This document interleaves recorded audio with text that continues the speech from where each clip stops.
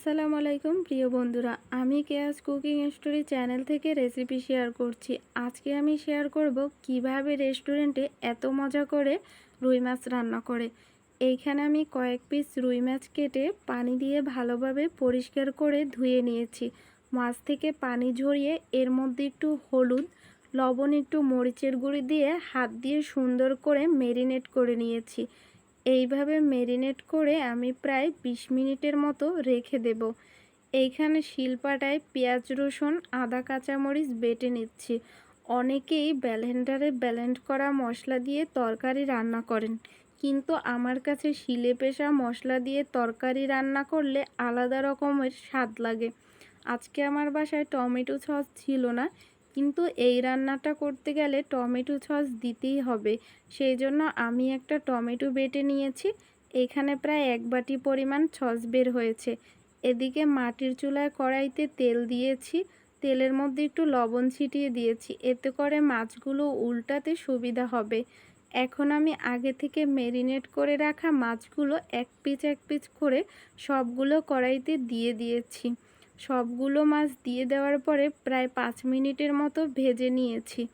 এইভাবে ভেজে নিয়ে খুন্তি দিয়ে আস্তে আস্তে করে সবগুলো মাছ উল্টিয়ে দিচ্ছি, যাতে মাছগুলো ভেঙে না যায়। এইভাবে উল্টিয়ে দিয়ে আরও 5 মিনিট ভেজে নিয়েছি, একটু কড়া করে ভেজে নিয়েছি। এখন কড়াইতে অল্প একটু তেল দিয়েছি। তেলের মধ্যে একটা শুকনো মরিচ, এলাচ, দারচিনি দিয়েছি।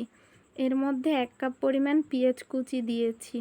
পেঁয়াজ একটু নেড়ে এর মধ্যে 1 চামচ পরিমাণ আদা কুচি দিয়েছি।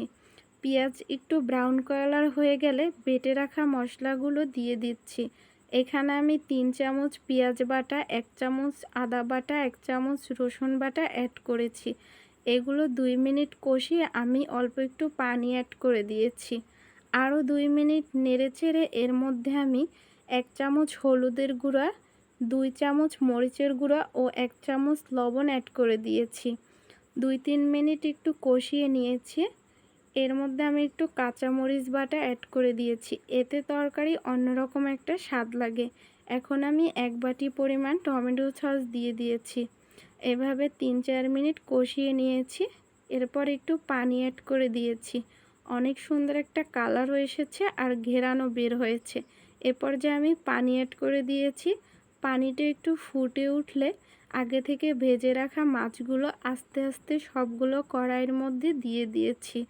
এইভাবে প্রায় আমি 20 মিনিটের মতো রান্না করে নিয়েছি। রান্না শেষে আমি উপরে একটু জিরার গুঁড়ি ছিটিয়ে দিয়েছি। এই যে দেখুন, আমার রান্নাটা একদম রেডি। দেখতে কত সুন্দর একটা কালার এসেছে আর খেতেও দারুণ। আপনারাও চাইলে এরকম রান্না করে খেয়ে দেখতে পারেন।